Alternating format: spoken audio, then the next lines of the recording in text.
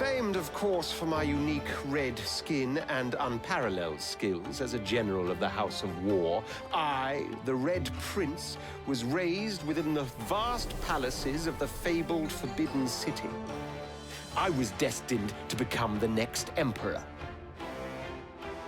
But my ambitions suffered a bit of a setback when I fell from grace for cavorting with demons. Now, I'm exiled and hunted by assassins. But I assure you, I remain undaunted and as determined as ever to claim my rightful throne. What's going on, everybody? Mortem here, this time bringing you a lore video for the Divinity universe, specifically about the Red Prince and his story throughout not only the game, Divinity Original Sin 2, but as well as his total story. Because with the recent release of the Divinity graphic novel, Godwoken, we actually got a great look at the origins of our origin characters in Divinity. So we're going to talk about what we learned from the Godwoken novel, as well as his story up to that point, as well as the Red Prince's story throughout the actual game. Now, the origin story in the Godwoken novel is not really up for debate, like it just is what it is. However, because of the very nature of Divinity Original Sin 2, how that game handles player choice, a lot of different things can happen within the quest lines of these origin characters. I'm going to try to call out the options and things here and there, but keep in mind there's probably some stuff I'm not going to mention, specifically because it doesn't necessarily pertain to what is probably going to happen. Because there are, of course, the assumed outcomes, canon-wise, in which we could say that, the best ending is usually probably what happens. Furthermore, we have the case of Divinity Fallen Heroes, which was the game that was supposed to directly follow 2 years after Divinity Original Sin 2, that then, of course, was put on hiatus. However, we got a ton of marketing, so we do know a little bit about what should happen, unless they decide to go back and change it if Larian ever actually picks that game back up. So, with all that stuff out of the way, let's actually get into this. What do we learn about the Red Prince from the Godwoken novel? So, the Red Prince was born to a lizard noble, but, more importantly, he was a red lizard, which is actually very rare. But not only was he red, he was born, and then the sun hung in the sky for 7 days, supposedly, which is where the Red Prince got the nickname Spouse of the Sun, because people said he was a married man the very day he was born. Unfortunately for our prince, he was kept in a palace and basically used as a prize of the Lizard Empire. They used his incredible intelligence to win wars from afar. They would bring him all the pertinent intel. He would make strategies and things, and the Lizard Empire won wars this way. Unfortunately for our poor Red Prince, he got a bit of Gilded Cage syndrome, which is to say he got very bored because his life was a cakewalk. He turned to arcane arts. Specifically, he started summoning demons.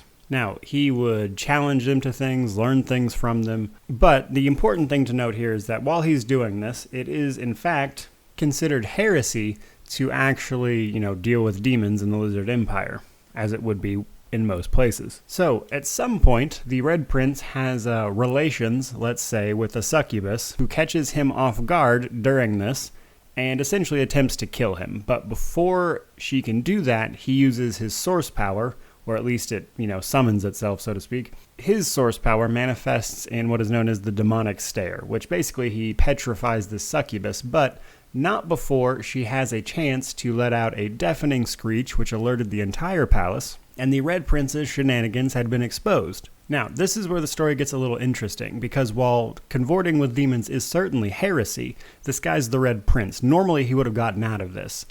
And even to the Red Prince, it's clear that when he is exiled from the Lizard Empire for exactly what I just talked about, that clearly some outside force is trying to make this happen. Now at this point, the Red Prince is escorted to the edge of the Lizard Empire. He's kicked out and told if he ever comes back, he's gonna die. Almost immediately, the Red Prince is attacked by assassins shortly after this. Now, he's not particularly surprised by this, but it certainly confirmed his theory that this had more going on to it than it would seem. And right after this, our Red Prince enters a dream. So that is to say he, laid down and went to sleep and then had a dream.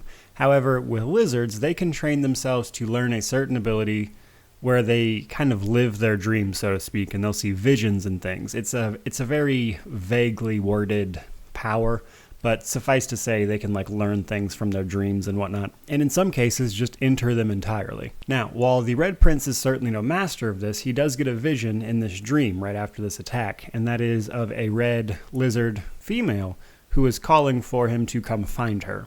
And, he obviously wants to do that, I suppose, because it's not like he's got anything else going on. But to this end, he finds his way to the nearest town, where he starts making quite the scene, simply because he is a noble who's used to being waited on in every way, whereas, common town folk aren't about all of that. So he is naturally drawing attention to himself by basically getting into trouble with common people, just arguing with them and starting fights and everything. And another assassin finds him in this town here. However, the Red Prince dispatches him using his source powers. Now, if you're unfamiliar with Divinity Original Sin 2 and you're watching this lore video for some reason, I'll go ahead and explain that the human kingdoms in Divinity Original Sin 2, specifically the Magisters led by Alexander, have been rounding up sorcerers, that is, people who can channel and use the magical ability of Source, which the Red Prince has just done here in public. And because of that, he is rounded up and sent to Fort Joy, where all of the sorcerers that are being rounded up are sent to. However, he is not going to go there without a fight. So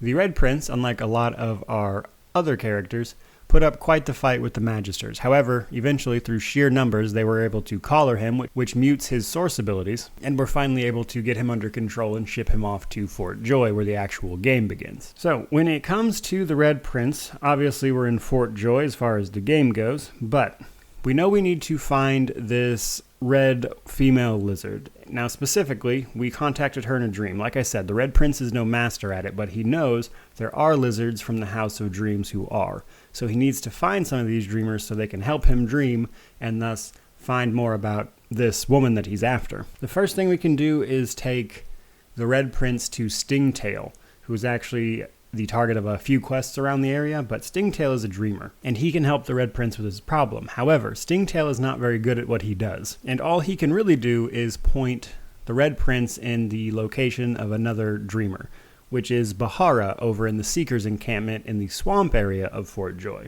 where our Red Prince can go speak to her, have another dream, and she will tell the Red Prince that he needs to find a guy named Bramos, which is the head of the House of Dreams, and he was last seen around the Driftwood area according to their dreams. From here, we have to escape the island of Fort Joy, and in doing so, the Red Prince learns that he is, of course, God-woken, as we would already have known from the graphic novel, of course, as well as playing the game, but he will meet his god who had chosen him to thus become God-woken, and that god for him is, of course, the god of the lizards, Zorlstissa. Now, after we meet that, the god will be also trying to help you get off this isle, but more importantly, might, try to get you to aspire to divinity as per the main quest. As we escape the island of Fort Joy and make our way to Driftwood, where Act 2 begins, where we meet with the leader of the Seekers and find a way to expand our source powers to perhaps maybe become the divine as part of the main story, our Red Prince is also looking for the location of this Bramos guy, hoping he can lead the Red Prince to this female red lizard he's been looking for. It's possible to learn Bramos' location in town. It's also possible to just run across him. However, I'd recommend getting the ability Spirit Vision first, because once you find Bramos, it turns out he was actually killed by assassins. However, your character is a God-woken with near godlike powers, and you can acquire an ability pretty early on in Act 2 called Spirit Vision. And once you have Spirit Vision, you can talk to the spirits of the dead, and thus you can go talk to Bramos. And the Red Prince and Bramos' spirit can dream, and he will finally be able to point you in the location of the Red Princess. Now, the Red Princess's location is actually just shy of Colwood's Mill, where we can find Roost Andlon and all the stuff that goes along with him, but we're not really worried about that. We are focused on the Red Princess, and once we bring the Red Prince to the Red Princess, they exchange pleasantries. It turns out the Red Princess's name is Sadia, and they immediately begin relations, because apparently there is some sort of prophecy between the Red Prince and the Red Princess that their children will be extraordinary, and supposedly even possibly reinvigorate the red dragons of old. Now, almost immediately after this is done, that is to say the Red Prince and the Red Princess's relations, you are ambushed by shadowy forces who claim that the Red Princess is promised to another. They abduct her as well as attack your party, and then, it's more assassins for the Red Prince, so you have to kill them and escape. However, they absconded with the Red Princess. So at this point, we just have to find out where she is. Now, we progress the main story from here. We get out of Driftwood by expanding our source powers and our ability to channel source before heading to the Nameless Isle to potentially claim Divinity. However, for the Red Prince, you can learn on the Nameless Isle of a guy named the Shadow Prince. The Shadow Prince is the House of Shadows head guy at the very least. According to him, he's the only member, but regardless, he will explain a lot. So the Red Prince and the Shadow Prince don't actually have to fight each other. The Red Prince can just talk to the guy and move on with his life. But we do learn that the reason Sadia was abducted here is because the House of Shadows has been sending assassins after the Red Prince and abducted the Red Princess because their union would supposedly bring about the Red Dragons again. And to sum up what the Shadow Prince thinks about that is that he doesn't want to be slaves to the dragon race when they inevitably subjugate the lizards. But we can also learn from this conversation, as well as one other place on the Nameless Isle, that Sadia is in Arx somewhere. Arx being the city that is the central focus of the next act of the game. Also, while we're on the Nameless Isle, we learn that Sadia has been claimed, so to speak, in a covenant with the God King. The God King is the leader of the Void, the main antagonist of the game, and he binds people with covenants, which essentially gives their soul over to him. This can be broken, however, these covenants, with an item called the Sworn Breaker, which is why I'm bringing this up. The first Sworn Breaker you can get, one of two of them, is in the Nameless Isle. You have to piece it together from some various sources. It's not the only one you can get, but suffice to say, you should definitely get the Sworn Breaker before you leave, because otherwise Sadia can't break her binding to the king here, to the God King. Eventually, we attempt to claim the Throne of Divinity from the Nameless Isle, we fail, and we find ourselves in Arx later on to wrap up the story. For the Red Prince, he wants to track down Sadia. Sadia, you can find out by going there or from a couple other locations, ultimately was last seen at the Lizard Consulate, which recently went down in flames. Now, you can trace Sadia here, work your way through the Lizard Consulate until you find a portal in the pool in the courtyard of the Lizard Consulate, which according to the Red Prince is a dreamer's portal. This is a bit annoying because we find ourselves in a dream sequence, so you'll find yourself in a fight with some of the characters from the game. However, you have to destroy all the black mirrors that are around the arena and then actually kill them themselves. It's possible to skip this fight if you know how, but it's a bit of a pain, so I'm not going to go into it. But you work your way through this dream sequence where the Red Prince can talk to Brahmos again. Brahmos, his spirit, will give the Red Prince a key to open this dream door that he's in front of, and through the dream door, the Red Prince can finally catch up with Sadia again. This is where we learn that, of course, Sadia being chained to the God King, that needs to be broken. We ideally will have a Sworn Breaker to break Sadia's covenant, and furthermore, Sadia will explain that, she's guarding the Red Prince and the Red Princess's eggs, which should hatch an actual dragon. So if you break her covenant with the God King, have the relationship with the Red Prince and Sadia work out, she'll want you, the Red Prince, to use your flame breath on the egg to make it hatch. It's super important, by the way, if you're playing another lizard, not to use their fire breath to open this egg, because Sadia will become hostile and it will fail the quest, so you'll have to reload. But if the Red Prince uses his flame breath to then hatch the eggs, dragons will have officially re-entered the world. Now, if you're going for this route and the Red Prince is a companion, you do get an in-slide where the Red Prince and the Red Princess went back to the Lizard Empire and it thrived under their rule, with dragons now. It is also possible, by the way, to just straight up kill Sadia. You can be like, wow, you swore yourself to the God King to save yourself. You can just kill her, which is, I would say, probably the bad ending for him. You can also kill many people along the way. You can consume Brahmos' spirit, other things. So just keep in mind the quest is pretty reactive. But the main two endings are, did you kill Sadia or did you hatch the egg and get with Sadia? It is possible to also hatch the egg and then reject Sadia as well. That is a thing. Also, did you break her from her covenant or not? Things like that.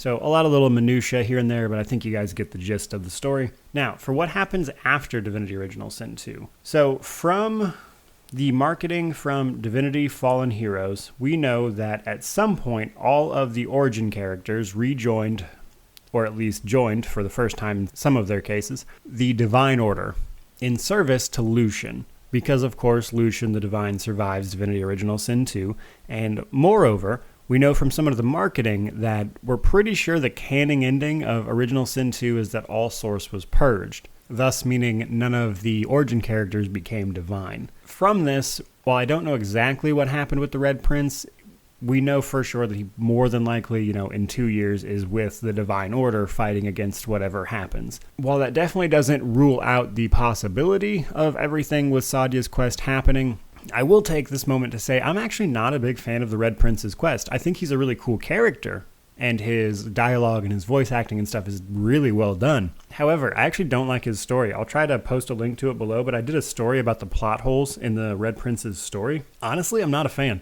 Either way, there you go, guys. There's the information about the Red Prince, our origin character from Divinity Original Sin 2. I certainly hope you enjoyed it. I really hope you like, comment, subscribe to stick around for more Divinity lore in the future. I've already done 4 of the Divinity original characters. This is the 5th. Fane will be the last one I do for this particular series, but I cover all sorts of Divinity lore. But regardless, even if you don't subscribe and stick around, truly thank you so much for watching.